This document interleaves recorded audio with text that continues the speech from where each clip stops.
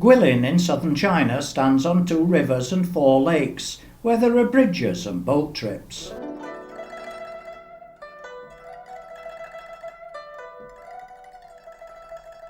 The waterside walkways are illuminated at night.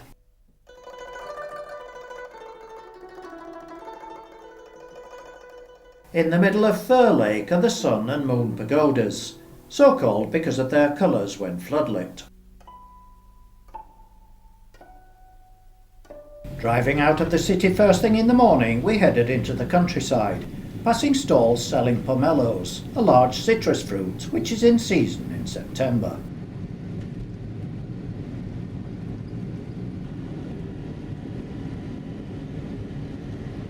Oh dear, it looks like a coming together.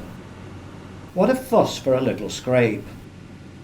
Eventually we came to the end of the road where a large boulder said we were entering the Longshen rice terraces, where everything travels on foot or motorbike.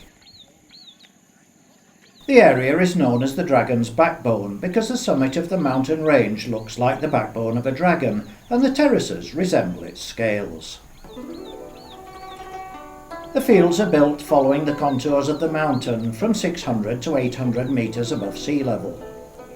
They were built by hand about 650 years ago.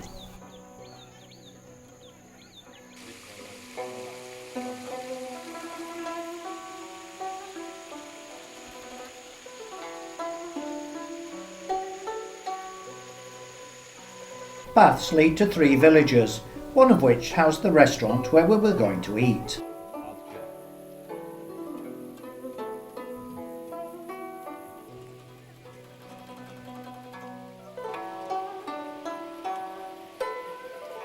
The terraces aren't just for growing rice, but many other crops as well, including bamboo shoots.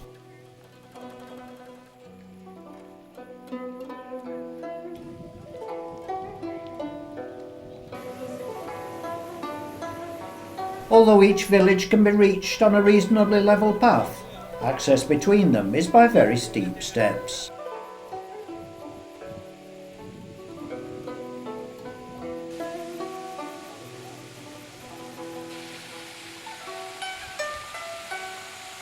We entered the village by its main traffic artery. The houses are built of wood on stone foundations. They have tiled roofs and are packed closely together.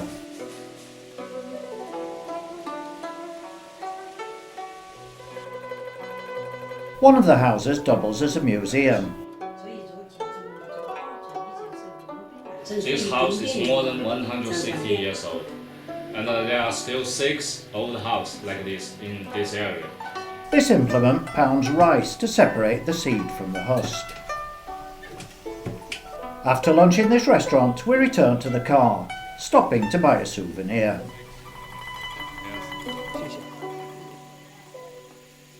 Heading back towards Guilin, our next stop was at the Reed Flute Cave. It's a natural limestone cave with thousands of stalactites and stalagmites illuminated by multicoloured lighting. If you use a lot of imagination, you can make the formations look like anything you want.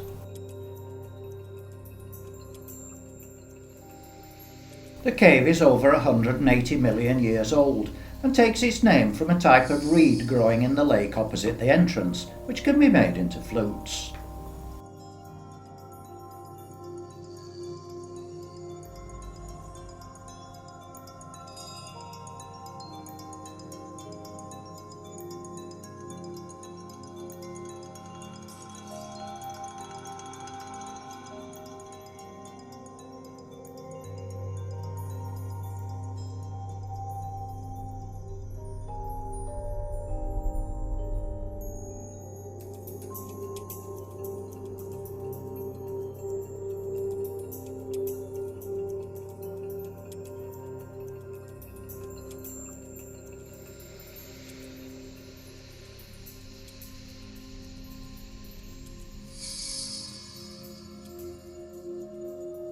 As we left, the guide insisted I needed to go to the toilet.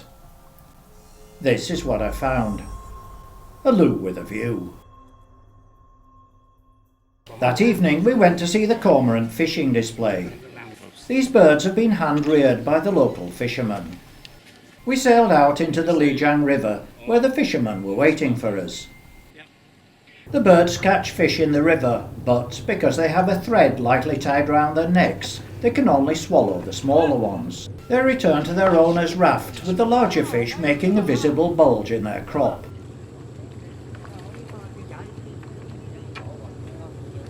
The fisherman then persuades the cormorant to drop the fish into the basket.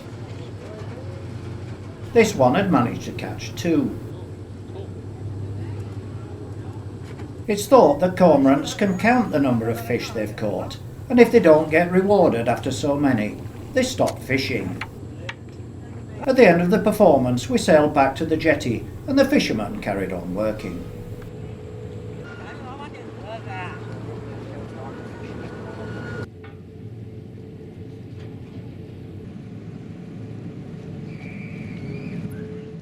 One of the main highlights of a visit to Guilin is a 5-hour cruise down the Li River. Every day, dozens of these boats with air-conditioned lounges and outside viewing decks set off in convoy on the 52-mile journey from Guilin to Yangshuo.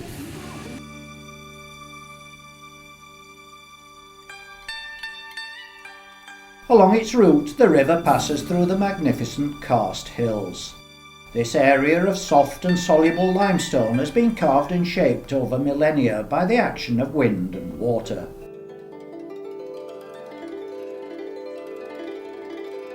Local traders try to sell fresh fruit to passengers on the ships. As well as the tourist boats, there's lots of other traffic on the river.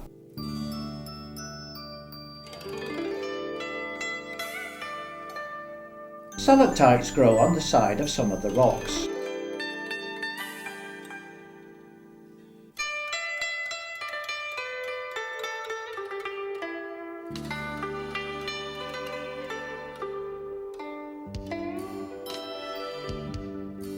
Kaoping is one of the many villages along the riverbank.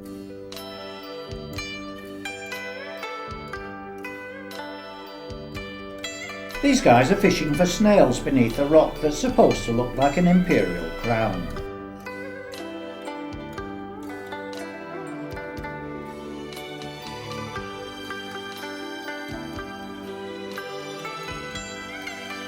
You could imagine this as being a thumb, and the village of Yangdi supposedly stands beneath a goat's head. The river acts as the main delivery highway to the villages.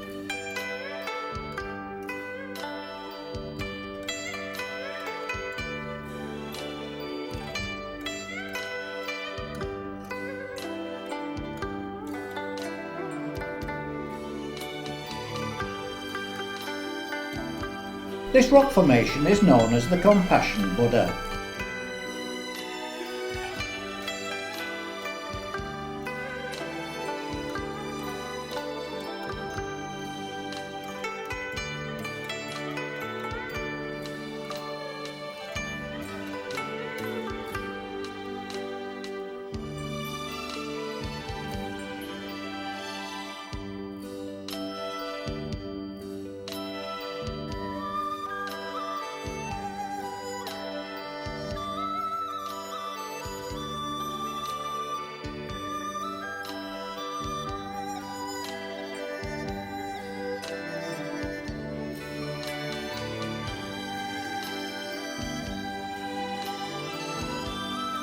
This view is pictured on the 20 yuan banknote.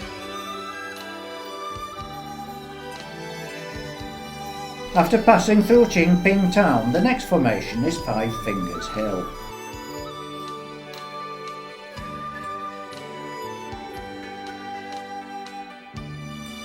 Further along is Snail Hill.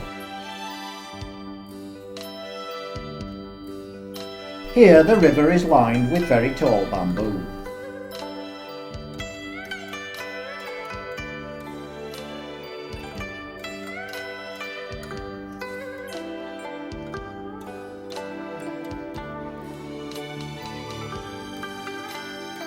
The hill looks even more like a snail from this angle.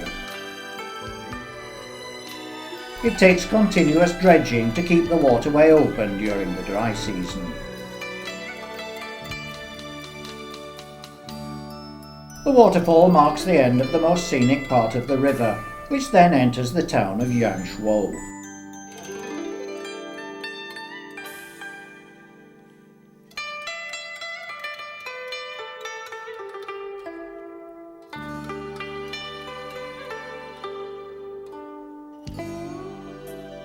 Here, cormorant fishermen were waiting to pose for photographs with passengers disembarking at the end of the cruise. For money, of course.